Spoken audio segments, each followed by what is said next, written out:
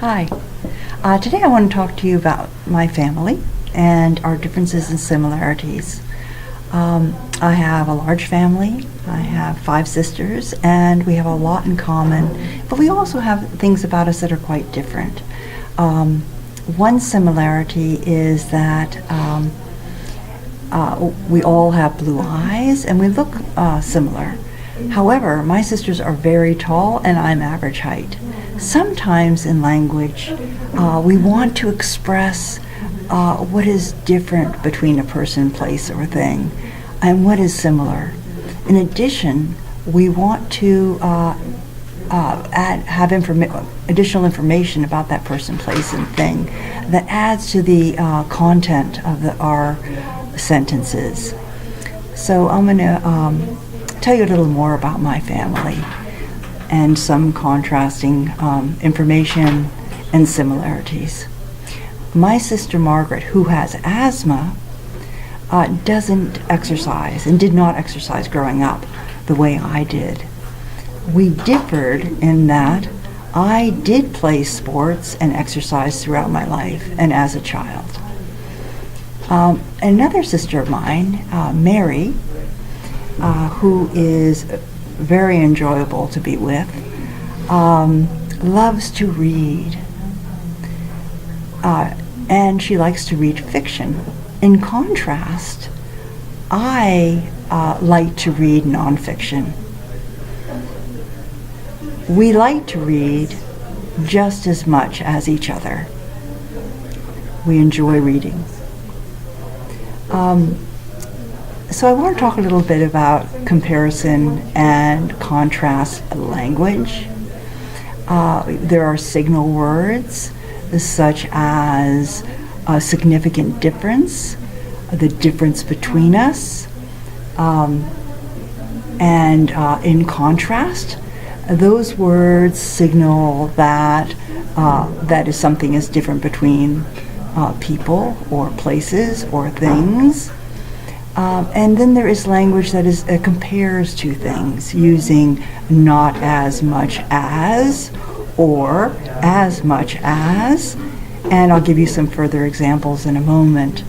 In addition, we use pronouns that begin adjective clauses that expand on and provide more information about a noun. We use whom and who for people, and whom is more formal. We use which for things and or places, and we use that as an informal language for people and things. So I'm going to give you a couple more examples from my family. A significant difference between my sister Catherine and myself is that she has 4 children and I have 3. My sister Ediko, whom I highly respect, loves nature. Similarly, I also do, and we both enjoy hiking. In contrast, she has more time for hiking than I do. In summary, I want to give some advice about giving presentations. You will be giving a presentation as well, using my lesson as a model. There's 3 parts to a presentation that I will discuss. In addition, I also want to briefly review, as you will in your lesson, the grammar we just reviewed, and kind of look at what we accomplished together. When you give a presentation, you want to start with an introduction, have a body, and a conclusion. In your presentation, I advise maintaining eye contact, reviewing your presentation ahead of time so that you are familiar with the content, and use a pace that is understandable and even. When you give your presentation, begin with your theme, introduce the theme, give some examples from the theme, and then explain your objective of the lesson, and what the purpose is and what the expectations are.